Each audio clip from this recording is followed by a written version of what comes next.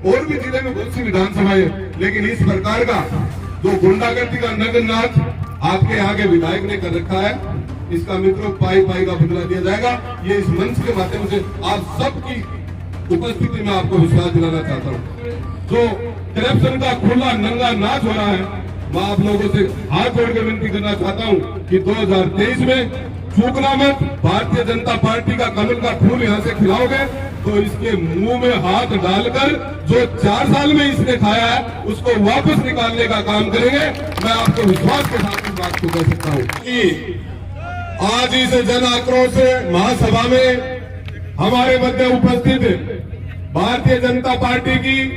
बहुत ही वरिष्ठ और श्रेष्ठ नेता, मेरी बड़ी बहन राष्ट्रीय मंत्री आदरणीय अलका गुर्जर जी, मेरे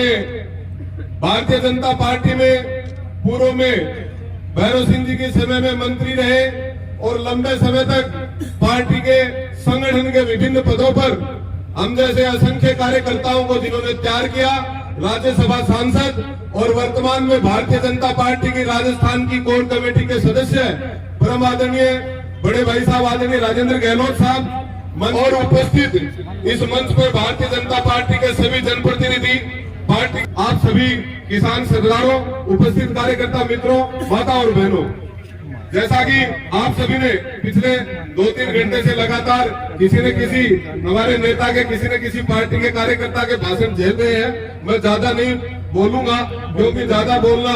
मेरे लिए भी ठीक नहीं है और ज्यादा बोलना आप सुनने वालों के लिए भी ठीक नहीं है। मैं आपको बताना चाहूंगा कि एक बार किसी कार्यक्रम में कोई नेता भाषण दे रहा था और वो भाषण लंबा चलता रहा, 1 घंटा बीत गया, 1.5 घंटा बीत गया और सब लोग उठ के चले गए। एक आदमी सामने लठ लिए सामने खड़ा और उसने पूछा तो नेता को लगा कि कोई गड़बड़ है मामला, तो उसने बीच में भाषण बंद करके उसको पूछा कि भाई साहब कोई गलती हो गई क्या? तो उन्होंने कहा नहीं, तेरी कोई गलती नहीं है, तू तो बेरोक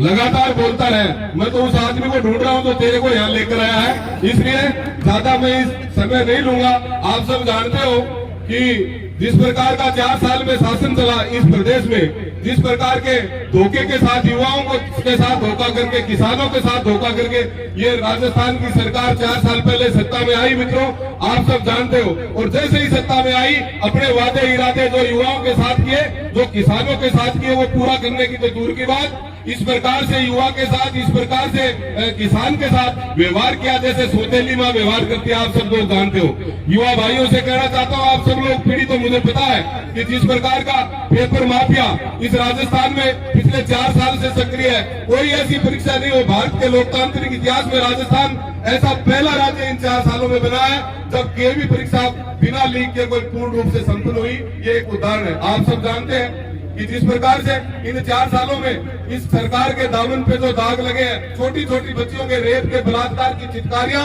पूरे राजस्थान में सुनाई देती है। इस सरकार के दामन में पूर्ण रूप से दाग लगे हुए मित्रों, आप सब जानते हैं। हमारे पास की घटना, नीम का थाना घटना आपने 2 साल पहले सुनी हुई होगी।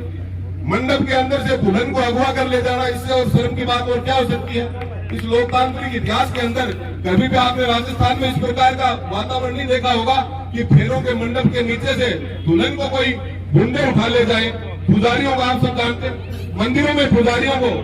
जलाकर मार डालना, आप सब जानते हैं मित्रों। हमारे एससी के भाइयों पर, हमारे एससी की बहन बेटियों पर जिस प्रकार के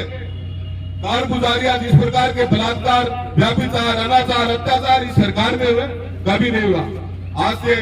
7-8 साल पहले आप सब जानते हैं देश में मनमोहन सिंह जी की सरकार चली थी लगातार 10 साल, और उस सरकार के अंदर जिस प्रकार का वातावरण आपने देखा, रोज घोटाले, कभी कानी मोजी का घोटाला, कभी ए राजा का घोटाला, कभी सुरेश कलमानी का घोटाला, कभी 2G स्पेक्ट्रम, कभी 3G स्पेक्ट्रम, कभी 4G स्पेक्ट्रम, रोज घोटाले। लेकिन जब 2014 में इस देश की जनता ने देश के यशस्वी प्रधानमंत्री माननीय नरेंद्र मोदी जी को देश की सत्ता सौंपी, आप सब जानते हैं कि एक स्वाभिमान इस देश के प्रत्येक नागरिक के अंदर जागृत हुआ।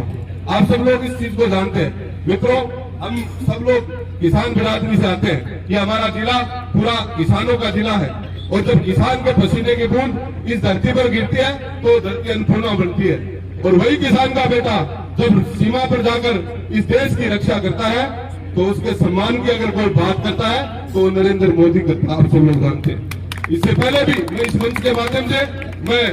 उनको श्रद्धांजलि देना चाहूंगा, उनको आभार व्यक्त करना चाहूंगा माननीय हमारे स्वर्गीय अटल बिहारी वाजपेयी जी को कि जिन्होंने सैनिक का सम्मान करने का काम, उनको सम्मान देने का काम किया, तो माननीय अटल बिहारी वाजपेयी जी ने किया। आप सब लोग जानते हो कि पहले जब शहीद हो जाता था सैनिक तो उसकी सिर्फ एक टोपी आती थी, एक संदूक आती थी, लेकिन इतने राजकीय सम्मान के साथ उसकी पार्थिव देह पूरे जिले के अधिकारी,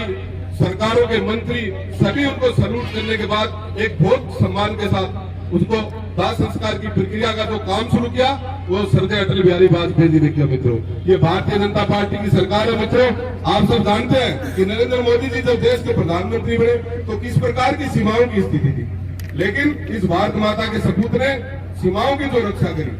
महाभारत के अंदर पितामह भीष्म ने कहा था कि देश की सीमाएं माता के वस्त्रों के समान होती है, और इसलिए प्रत्येक पुत्र का ये कर्तव्य बनता है कि वो माता के वस्त्रों की रक्षा करे। और उस रक्षा करने का काम, सीमाओं को अगर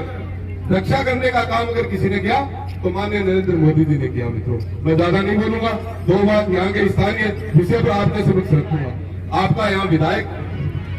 आप सब जानते हैं, जो अभी यात्रा निकल रही है विकास की। मित्रों, इस प्रकार का व्यक्ति जिसका कोई दीन नहीं, जिसका कोई ईमान नहीं, मैं आपसे पूछना चाहता हूँ, आदमी और इंसान जानवर में क्या फर्क है? आदमी और जानवर में सिर्फ इतना ही फर्क है कि आदमी के सिद्धांत होते हैं, उसके विचार होते हैं, उसके प्रिंसिपल्स होते हैं, लेकिन ऐसा व्यक्ति